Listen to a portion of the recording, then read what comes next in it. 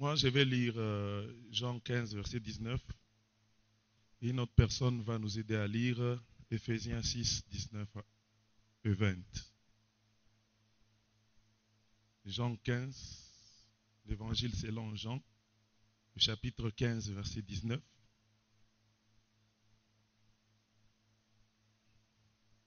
Et Éphésiens 6, le verset 19 et le verset 20. Je vais lire. Je lis Jean 15, verset 19. Et une autre personne nous prépare Éphésiens 6, 19 et 20. Évangile selon Jean, chapitre 15, verset 19, nous lisons. Je vais commencer à partir du verset 18.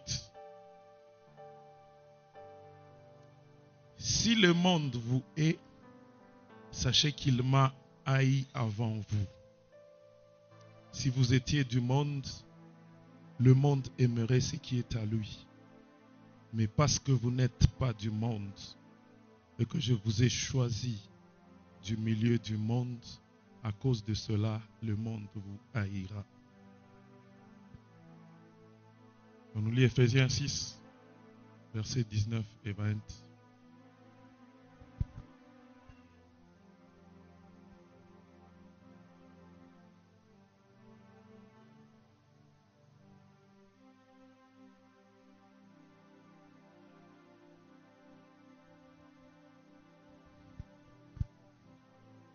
Nous acclamons la parole de Dieu.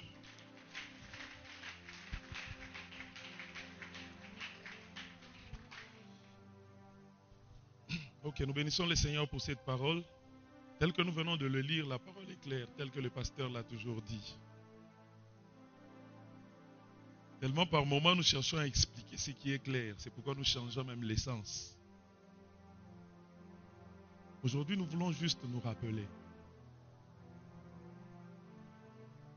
Aujourd'hui, nous voulons juste nous rappeler.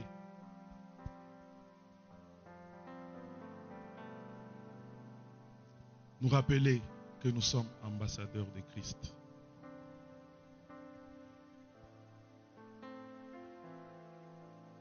Pour celui qui veut un thème, dit rappelle-toi seulement que tu es ambassadeur.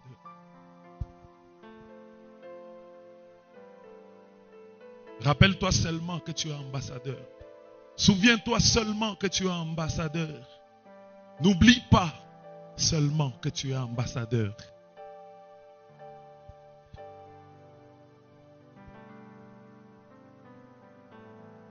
Bien-aimés, tel que nous le savons, le monde n'est pas notre destinée finale.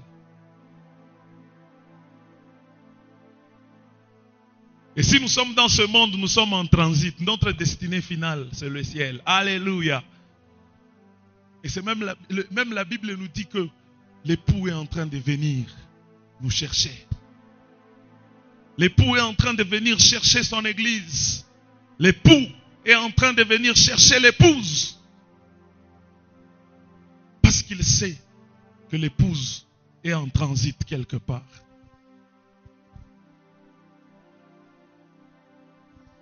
Parce qu'il sait que l'épouse est appelée à l'attendre quelque part.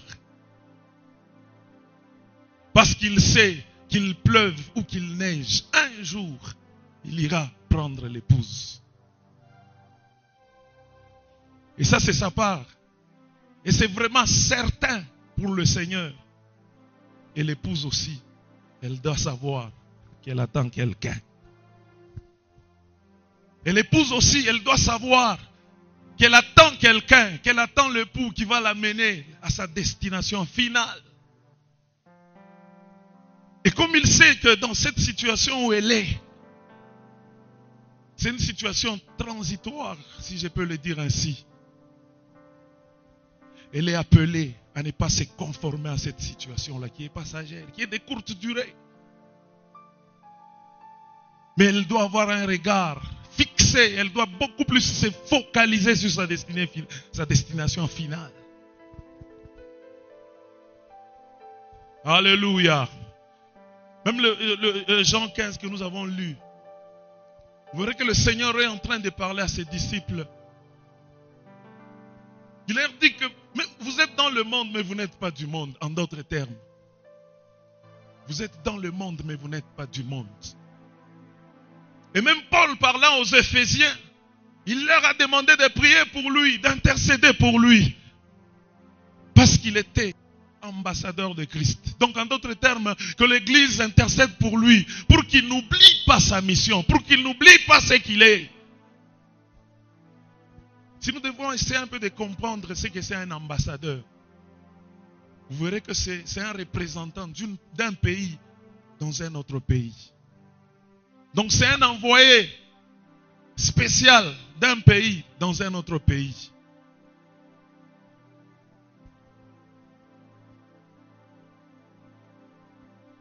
Ce n'est pas le fait de faire longtemps dans la mission qu'on vous a donnée qui vous donne la nationalité du pays qui vous a appelé. Ce n'est pas le fait que vous avez fait longtemps dans ce pays qui vous a accueilli que vous devez vous comporter comme les gens de ce pays. Et l'ambassadeur qui vient, il ne va pas oublier les lois de son pays. Tout ce qu'il fait, même si le pays d'accueil lui accorde ce qui est contraire à sa loi, il ne va pas le faire. Parce qu'il a une loi qu'il doit respecter. Même si l'entourage qu'il a trouvé dans ce pays d'accueil se comporte différemment de sa coutume ou de sa doctrine, de sa coutume, de sa loi, de la loi de son pays d'origine, il ne va pas se laisser faire. Mais il n'y a que le chrétien qui du reste connaît, qui du reste sait qu'un jour, il va quitter la terre. Qui du reste sait qu'un jour, l'époux viendra le chercher. Mais lui, il cherche à se comporter comme tout le monde. Et il veut que l'époux puisse agréer ce qu'il fait. Et qu'est-ce que nous ne voyons pas même dans nos prières? Quand tu pries, tu t'en fous là, tu n'as même pas besoin de comprendre la pensée de Dieu. Tu n'as même pas besoin de chercher à connaître la volonté de Dieu par rapport à ce que tu fais.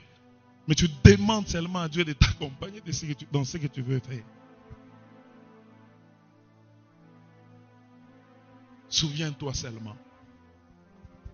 Souviens-toi, rappelle-toi que tu n'es pas tout le monde. Rappelle-toi que tu ne dois pas te comporter comme tout le monde. Même si tu gagnes l'argent, mais oublie qu'un jour, cet argent passera. Même si tu t'es marié aujourd'hui, mais n'oublie pas plutôt qu'un jour, ce mariage passera. Même si tu trouves une bonne opportunité aujourd'hui, je veux que tu n'oublies pas, que tu te rappelles que cette opportunité passera. Même si tu gagnes le monde entier, on t'acclame partout. N'oublie pas que cette gloire passera. Bien-aimé, lorsque tu te rappelles que cette vie passera, même le comportement va changer. Même la façon de gérer les relations que tu as va changer. Même la façon de gérer les finances que tu as gagnées va changer. Je sais que pour celui-là qui est dans une coopération mafieuse, il ne va pas aimer ça. Alléluia. Ah, qu'est-ce qu'on dit? Ça, ce sont les évangiles de médiocrité. Nous voulons les évangiles de prospérité. Mais au contraire, cet évangile, c'est un évangile de prospérité. Qui te dit qu'après cette vie, il y a une vie qui t'attend. Et d'ailleurs, cette vie qui nous attend, elle est plus glorieuse que ce que nous voyons aujourd'hui. C'est pourquoi même au début, là, quand on nous enseignait, on nous disait quoi? Rassure-toi seulement que tu as le Seigneur. Si tu as le Seigneur, si tu manques l'argent, tu es le bienheureux. C'est pourquoi les chrétiens des temps passés étaient des chrétiens joyeux, des chrétiens heureux. Pourquoi? Parce qu'ils avaient déjà le ciel. Pourquoi? Parce qu'ils avaient déjà le salut. Mais aujourd'hui, le chrétien est devenu plus malheureux parce qu'il n'a pas l'argent. Il a oublié qu'il a il a déjà trouvé plus que l'argent. Il a oublié qu'il a déjà trouvé plus que l'or. Il a oublié qu'il a déjà trouvé plus que le monde. Laissez-moi vous dire ceci. Le fait de se focaliser, de ne pas oublier que nous sommes ambassadeurs ne fait pas de nous médiocres. Le fait de nous rappeler toujours que nous sommes ambassadeurs de Christ ne fait pas de nous des ratés dans ce monde. Le fait de nous rappeler qu'un jour nous passerons ne fait pas de nous des bons à rien pour ce monde. Mais le fait de nous rappeler ces choses nous amène seulement à gagner l'argent, pas comme tout le monde le gagne, mais le gagner selon les principes divins. Le fait de nous rappeler de ces choses nous interpelle seulement à faire les choses correctement.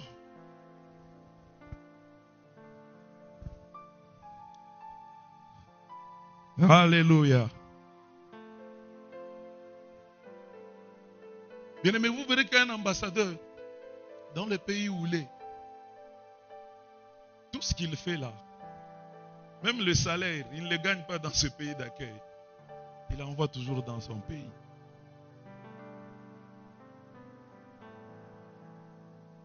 Il envoie toujours dans son pays. Nous avons vraiment été bénis par le séminaire qu'on a eu d'eschatologie qui nous rappelait des temps de la fin. Généralement, quand on vit aisément, on n'a même pas besoin, on n'aime pas qu'on nous rappelle que le temps de la fin est en train de venir. On n'a même pas besoin on n'aime pas qu'on nous rappelle que ce que nous vivons passera. Mais il y a au moins ceux-là qui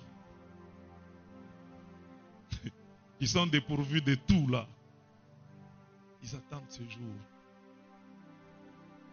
Il dit, le monde, j'ai échoué dans le monde. Que Christ vienne seulement et que je parte. La présence de Dieu va nous aider d'abord, étant dans ce monde, à être utile pour ce monde. Et quand le Seigneur viendra, nous allons aussi être utiles pour le ciel. Alléluia! Alléluia! Bien-aimé, la puissance de Dieu a ce double rôle. La puissance de Dieu nous aide dans ce monde et elle nous amène aussi à nous préparer pour la vie qui est en train de venir. Paul, quand il vivait, il savait qu'il était enchaîné. Le fait qu'il était ambassadeur, il avait des chaînes. Il n'était pas libre de faire n'importe quoi. Il savait qu'il ne devrait pas bouger comme n'importe qui. Il savait qu'il ne devait pas aller n'importe où. Pourquoi? Parce qu'il était lié à la mission qu'il avait. Et ce matin, je veux que nous puissions nous rappeler de cette mission-là. Ce matin, je veux que nous puissions nous rappeler de cette destination finale qui nous attend. On n'a pas dit qu'il faut arrêter de travailler. On n'a pas dit qu'il ne faut pas chercher l'argent. On n'a pas dit ça. On n'a pas dit qu'il ne faut pas se marier. D'ailleurs, il y a des gens qui vont se marier. On n'a pas dit qu'il faut pas chercher le travail. Alléluia. Nous devons chercher ces choses. Mais nous devons les chercher selon les principes de Dieu. Alléluia. Selon les principes de Dieu. Bien aimé, tu peux gagner quelque chose aujourd'hui qui te détruit.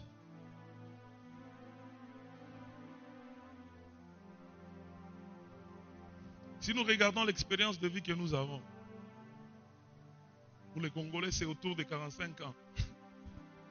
Mais la vie qui nous attend, l'éternité qui nous attend, si on doit comparer cette éternité par rapport à ce temps que nous allons passer dans ce monde, c'est insignifiant. C'est insignifiant. Mais vous verrez que c'est cet état transitoire qui va définir ce que nous vivrons éternellement.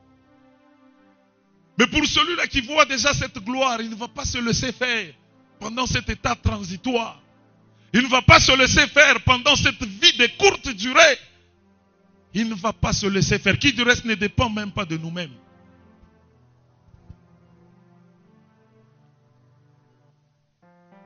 L'ambassadeur, il est régi par une loi. L'ambassadeur ne doit pas oublier la mission qui lui a été conférée. Et l'ambassadeur ne doit pas oublier, ne doit pas confondre sa destination. Même si le pays d'accueil lui donne tous les privilèges possibles, il ne doit pas oublier qu'un jour, il quittera ce privilège-là. Il ne doit pas oublier qu'un jour, il sera appelé à mettre fin à ce privilège-là.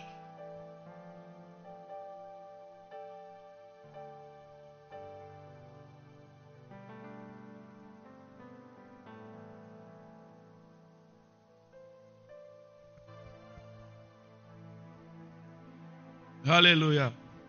Alléluia. Alléluia. Et le Seigneur sait que tu vis tu vis sur terre. Il le sait.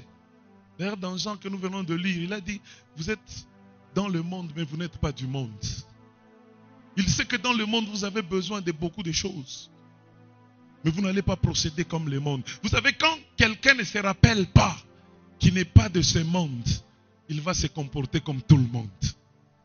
C'est pourquoi nous avons toujours dit que le chrétien n'est pas monsieur tout le monde. Le chrétien n'est pas appelé à faire ce que tout le monde fait.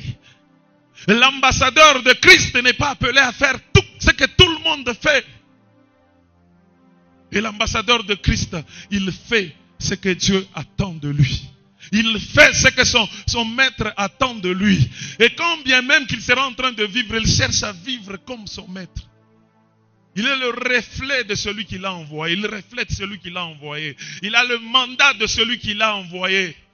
Et il a la mission de celui qui l'a envoyé. Même celui qui était au début là, le premier chant qu'on avait chanté là. Nous avons dit que nous voulons être comme Jésus. Nous l'avons confessé que nous voulons vraiment être comme Jésus. Nous voulons vivre comme Jésus. Nous voulons parler comme Jésus. Nous voulons être comme Jésus. Ce jour, le Seigneur n'a pas besoin des gens qui sont fanatiques de lui. Mais il a besoin des gens qui sont ses disciples. Il n'a pas besoin des fanatiques, mais il a besoin des disciples. Un fanatique, il acclame ce que tu fais, mais il ne fera jamais ce que tu fais. Alléluia. Un fanatique, il t'encourage dans ce que tu fais. Il y en a eu, même quand Christ venait là, même quand Christ était dans le monde, en train de prêcher la bonne nouvelle, en train de guérir, il y avait des fanatiques qui étaient autour d'eux. Ils avaient des problèmes, mais ils ne pouvaient pas faire un pas. Ils étaient seulement épatés par ce que Jésus-Christ faisait. Alléluia. Alléluia. C'est ça le fanatique. Il acclame toujours. Quand on prêche bien, ça lui fait du bien. Et quand il sort, il oublie tout ce qu'on a prêché. Quand on chante bien, il chante aussi, mais il oublie. Après, il oublie. C'est ça un fanatique. Mais un disciple, il cherche à être comme son maître. Il cherche à se conformer à ce que le maître dit. Le fanatique, il entend. Il connaît même ce que le maître a dit. Mais il ne fournit aucun effort pour se conformer à cela. Il ne fournit aucun effort pour être à jour par rapport à ce que le maître dit. C'est ça le fanatique. Mais un disciple, quand le maître parle, il cherche à se conformer à ce que le maître dit. À un moment donné, il dit, j'ai besoin de faire comme mon maître. Quand il veut faire une chose, il se rappelle de son maître. Si c'était mon maître ici, comment est-ce qu'il allait se comporter? Qu'est-ce qu'il allait faire? Qu'est-ce qu'il allait dire en ces lieux si c'était mon maître? Il se réfère toujours à son maître. C'est ça le vrai disciple. C'est ça le vrai ambassadeur de Christ. Alléluia. Alléluia. Alléluia. Et vous verrez que ce qui nous divise dans ce monde, premièrement, ce sont les hommes. Homme, H, femme ou homme.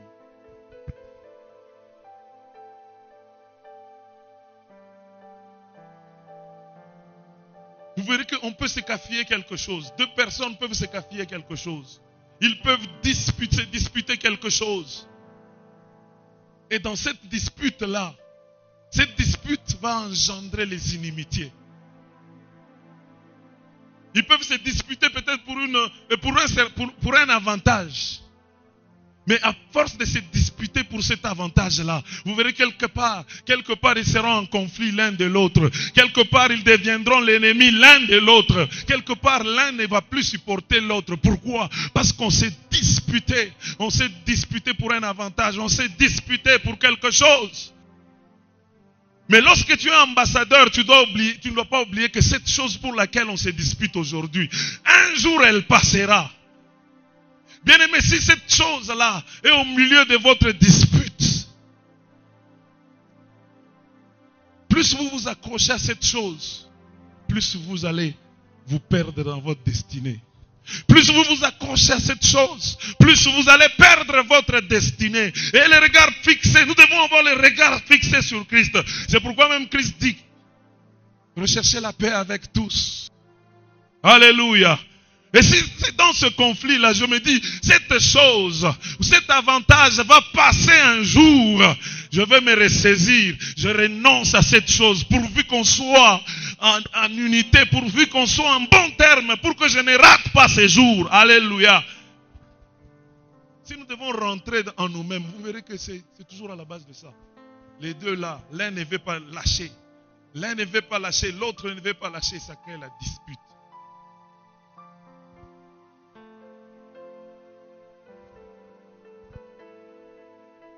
Pourquoi? Parce que tel a déplacé le langage, a dit telle chose à mon sujet. Et je ne suis pas d'accord de cette chose. Ça crée encore l'inimitié. Mais celui qui sait que cette inimitié plutôt risque de me désorienter par rapport à ma destinée. Il va tout faire pour arranger afin qu'il ait ses bons termes, afin qu'il ne rate pas sa destinée. S'il voit une chose passagère qui est sur le point de changer sa destinée, de les désorienter, il est prêt à abandonner.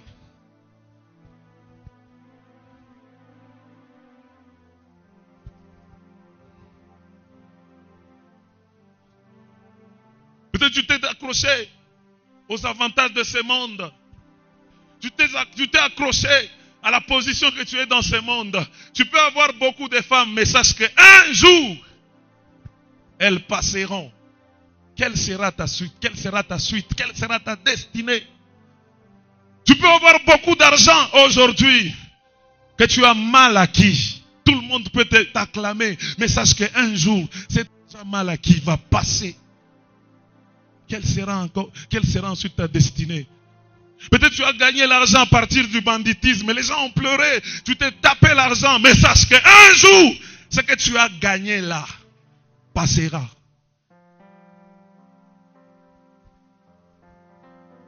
Tu peux trouver du plaisir à briser le cœur des gens, à faire du mal aux gens. Mais sache qu'un jour, cette position passera. Et celui qui sait qu'il est dans le monde et qui n'est pas du monde, il ne va pas se conformer à toutes ces choses. Celui qui sait qu'il est dans le monde et qui n'est pas de ce monde, il ne va pas s'accrocher aux choses. Celui qui sait qu'il est dans ce monde et qu'il n'est pas de ce monde, il ne va pas s'accrocher à ces choses-là. C'est pourquoi même Abraham, pour être en bon terme avec son neveu Lot, il lui a demandé de choisir le premier. Si tu vas à gauche, j'irai à droite. Alléluia. Alléluia. Voilà l'attitude des ambassadeurs. Aujourd'hui, si nous allons au cachot, si nous allons au parquet, vous verrez qu'il y a toujours des conflits entre deux personnes. Ils sont en conflit à cause d'une chose qui passera. Peut-être qu'ils sont en conflit à cause d'une parcelle qui du reste passera un jour. Peut-être qu'ils sont en conflit à cause de l'argent qui du reste passera un jour. Mais nous préférons rester dans ce conflit pour des choses qui passeront un jour. Et le Seigneur ce matin veut que nous puissions nous débarrasser de ces choses pour que nous soyons en bon terme avec tout le monde. Je me rappelle un jour, un jeune a suivi Jésus. Il a dit, Maître, qu'est-ce que je dois faire pour avoir la vie éternelle? Jésus-Christ l'a regardé, il a dit, tu connais la loi. Il a dit, je connais cette loi, je l'ai appliquée dès mon enfance. Jésus l'a regardé, il l'a aimé. Jésus a dit, il te manque une chose. Il te manque une chose. Va, vends ce que tu as, donne-le aux pauvres et viens et suis-moi. Quelle a été l'attitude de cet homme? Cet homme est parti tout triste. Pourquoi? Parce qu'il était beaucoup plus attaché à ses biens. Qui du reste allait prendre fin un jour.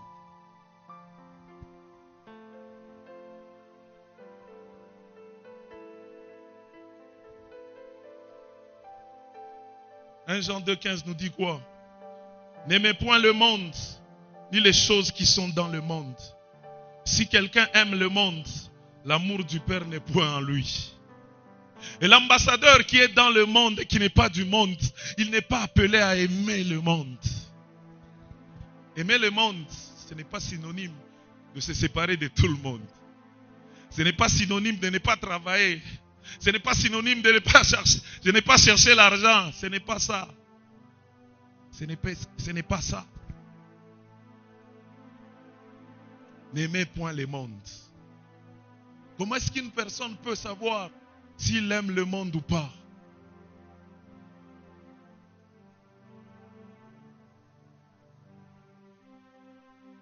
Comment est-ce qu'on peut savoir si on aime le monde ou pas? La première des choses, nous le saurons. Ça, c'est un examen intérieur. C'est un examen individuel et personnel. Nous le saurons plutôt à partir de nos réactions.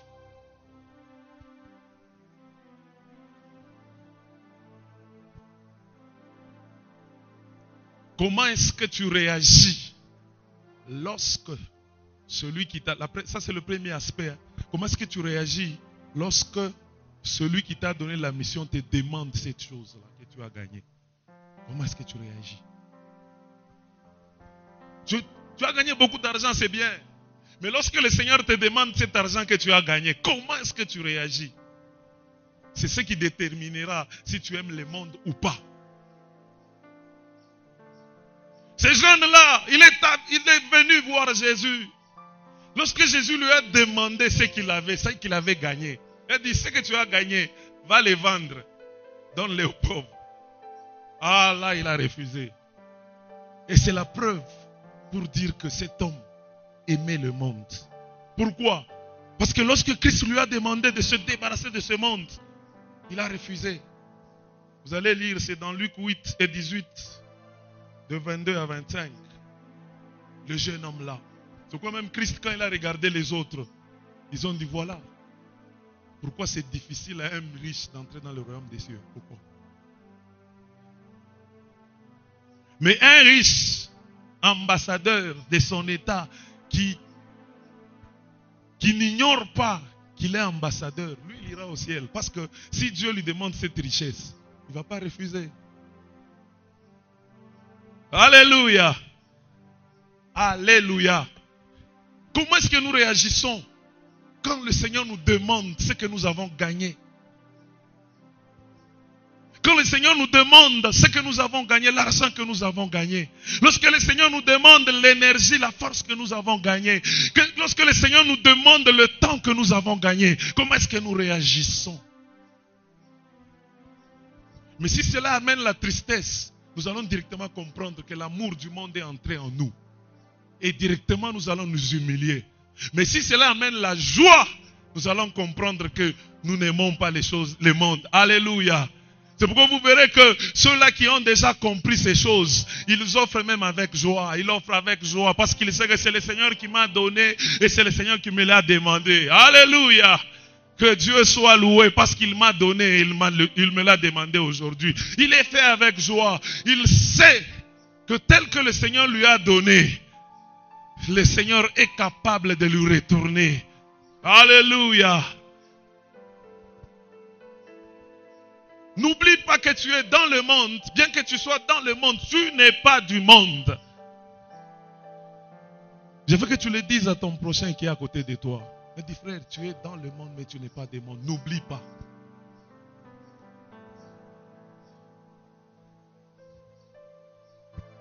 N'oublie pas, bien que tu es dans le monde, tu n'es pas du monde. N'oublie pas, même si tu as gagné beaucoup d'argent, n'oublie pas que tu n'es pas de ce monde. Même si tu as fait un bon mariage, n'oublie pas que tu n'es pas de ce monde. Même si tu as gagné un grand avantage, n'oublie pas que tu n'es pas de ce monde. Et ce que le Seigneur nous donne, c'est pour que nous puissions nous préparer seulement à sa rencontre. C'est pour lui qu'il le fait. C'est pour lui-même qu'il le fait. Le bienfait qu'il nous fait, c'est pour lui. Le deuxième test, le premier test, j'avais dit comment ton cœur réagit par rapport à la demande que Dieu t'a fait, par rapport à ce que tu as gagné. C'est ce qui détermine si tu aimes le monde ou pas. La deuxième des choses, le deuxième test que tu dois faire intérieurement. C'est quand le Seigneur te demande d'abandonner quelque chose pour lui. Lorsque le Seigneur te demande d'abandonner quelque chose pour lui, comment est-ce que tu réagis? Alléluia. Lorsqu'il te demande d'abandonner quelque chose pour lui, comment est-ce que tu réagis? Et dans la plupart des cas, nous aimons nous débarrasser seulement des choses qui ne nous donnent pas avantage. Là, c'est rapide, on se débarrasse rapidement. Mais quand le Seigneur te demande de te débarrasser d'une vie qui te donne avantage, qui ne lui plaît pas, comment est-ce que tu réagis? Et lorsque tu réagis avec tristesse, lorsque la tristesse monte dans le cœur, tu vas comprendre que tu es attaché devant ce. Tu es attaché, tu aimes le monde. Et lorsque le Seigneur te demande d'abandonner et que tu l'abandonnes sur sa parole, là tu comprendras que l'amour du monde n'est plus en toi. Combien de choses le Seigneur nous a interdit? Combien de choses le Seigneur nous a demandé d'abandonner et que nous ne voulons pas abandonner? On t'a déjà dit que le monsieur avec qui tu vis, ce n'est pas ton mari, c'est un mari d'autrui. Abandonne-le, tu ne veux pas. Alléluia. Combien de choses as-tu déjà abandonnées? Pierre a suivi Jésus un jour, il a dit, Jésus, nous qui avons tout abandonné, qui t'avons suivi, qu'est-ce que nous aurons? J'aime comme Christ appelait les gens, appelait les disciples. Il dit, abandonne ce que tu fais, viens et suis-moi. Tu es pécheur, arrête, viens, je ferai de toi pécheur d'homme. Élie, un jour, il a rencontré Élisée en train de paître les troupeaux. Il a dit, viens et suis-moi. Donc, quand on n'est pas encore prêt à abandonner les intérêts que nous avons pour Christ, lorsque Christ nous demande d'abandonner, qu'on n'est pas prêt, on est triste par rapport à ces choses, laisse-moi te dire que l'amour du monde est encore en toi. Et lorsque l'amour du monde est encore en toi, tu seras attaché au monde. La Bible nous dit que la terre passera. Et quand la terre va passer, comme tu es beaucoup plus attaché à la terre, tu vas aussi passer avec la terre. Alléluia. Bien-aimés, si le monde nous attire, nous devons résister à cela, rester debout. Pour que Christ, quand Christ va venir, tellement qu'on n'est pas attaché au monde, nous allons partir à sa rencontre. Plus on s'attache au monde, plus on va résister ce jour-là. Tu es accroché au monde, tu es accroché à quelque chose qui est solide, qui est accroché à ces poteaux. Si tu t'accroches par exemple à ce poteau, même si on veut te tirer, aussi longtemps que tu n'as pas encore lâché le poteau, on aura du mal à te tirer. L'époux est en train de venir. Aussi longtemps qu'on sera accroché au monde, nous aurons du mal à nous séparer du monde. Nous aurons du mal à les rencontrer. Nous aurons du mal à aller à sa rencontre. Nous sommes appelés à nous détacher de ce monde. Alléluia. Alléluia. Lorsque le Seigneur te dit, tu ne proféreras point de faux témoignages. Mais aujourd'hui, tu manges derrière les faux témoignages. Tu construis des maisons derrière les faux témoignages. Tu as réussi à avoir une bonne position derrière les faux témoignages. Tu as réussi à bâtir ta vie derrière ces faux témoignages, derrière cette escroquerie. C'est bien, mais sache que ces choses que tu as gagnées passeront un jour. Mais quelle sera ta fin? Ces choses passeront un jour, même si tu les gardes jalousement, même si tu les mets dans un compte bien sécurisé, sache qu'un jour ces choses passeront. Donc, upende ou chipende, ces choses vont passer. Alléluia. Christ avait dit ceci dans Jean 17, versets 16 et 15. Seigneur, je ne te demande pas de les ôter du monde, mais de les préserver du mal. Mais ce sont des prières que nous devons même faire. Je dis, Seigneur, préserve-moi du mal.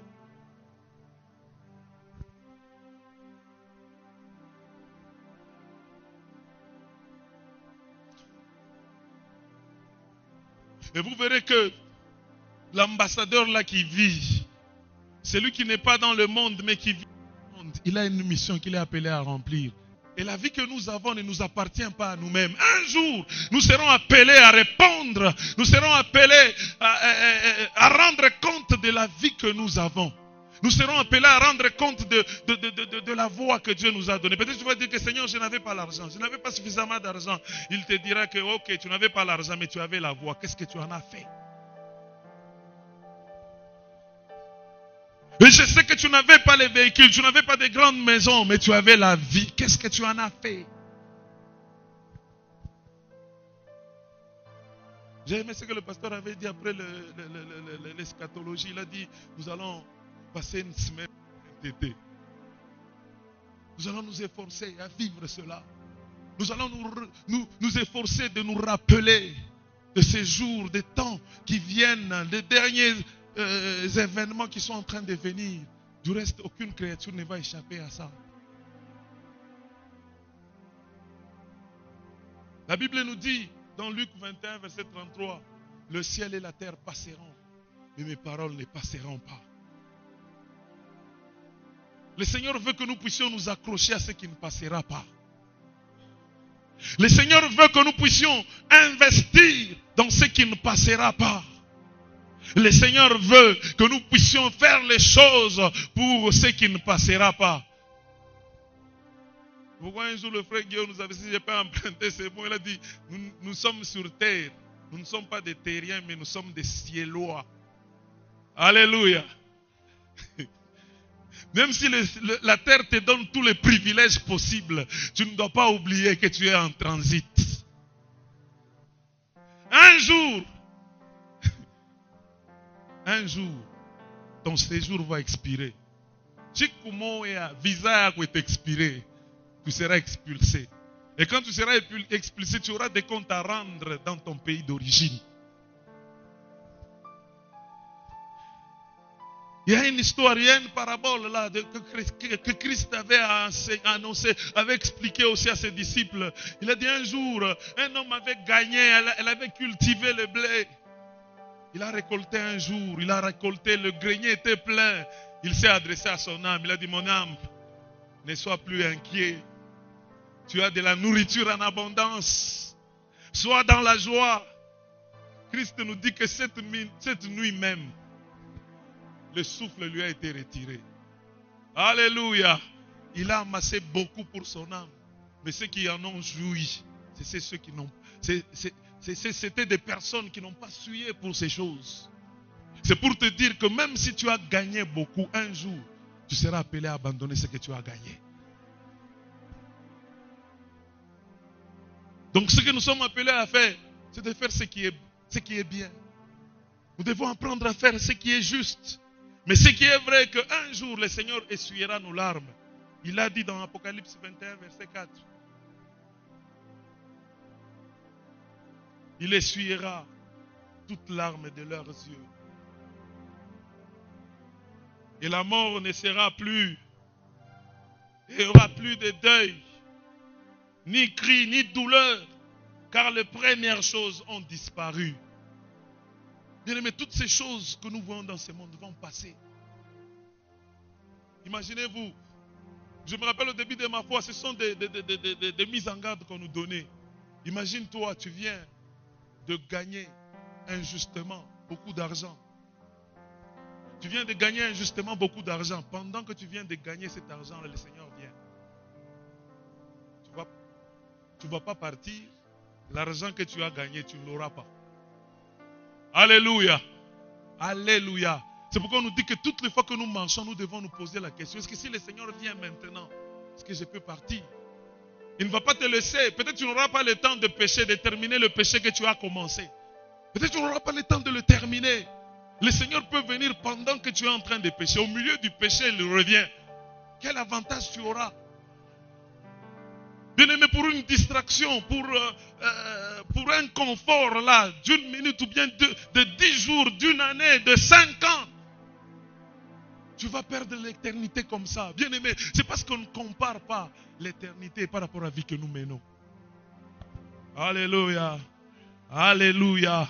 Ce que nous vivons, c'est un lieu transitoire. La vie de l'homme comme on le dit, c'est comme un éclair, c'est comme l'aurore. Ça ne traîne pas, ça ne dure pas. Et cependant, c'est cette vie-là qui détermine notre destinée. Si tu fais bien les choses, tu fais un bon choix, cette vie transitoire va te définir, va t'orienter vers une bonne éternité. Mais si tu fais un mauvais choix, cette vie transitoire va changer ta destinée, va t'amener vers l'enfer, vers les pleurs et les grincements des dents. Moi, je pense que ce qui est droit à faire, c'est de réfléchir et de faire un bon choix. Alléluia.